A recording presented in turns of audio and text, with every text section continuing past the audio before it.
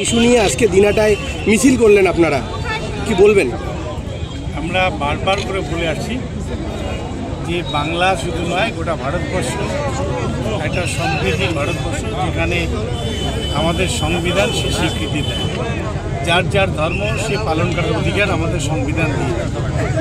আগামীকাল রামনবমী হবে, আমরা ভগবান শ্রী রামচন্দ্রকে মানি, কিন্তু জন্মদিনকে সামনে রেখে অস্ত্র মিছিল বা সাম্প্রদায়িক মেরুকরণ এটা আমরা বিশ্বাস করি না, এটাকে আমরা মানি না।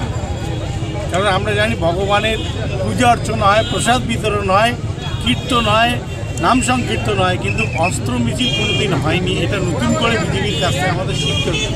তাই আমরা বাংলার যত শান্তিকামী মানুষ আছে, কি হিন্দু কি মুসলমান, আমরা বলবো যে বিজেপির পাতা ফাঁদে যেন তারা কেউ পা দেয় না। আগামী নবমী আছে, ওদের যা খুশি ওরা নাচুক, গান করুক, কান্না করুক, আমাদের কিচ্ছু দেখার নেই। আমরা বাংলার মানুষ, আমরা সাম্প্রদায়িক সম্প্রীতি নিয়ে বেঁচে আছি, আগামী দিনে থাকব। এবং বাংলা হিন্দু মুসলমানের যে ঐক্য, সেটাকে যতই শুভেন্দু অধিকারী বলুক না কেন, বাংলার হিন্দু মানুষরা কখনো শুভেন্দু অধিকারীর কথার মধ্যে দিয়ে চলে না।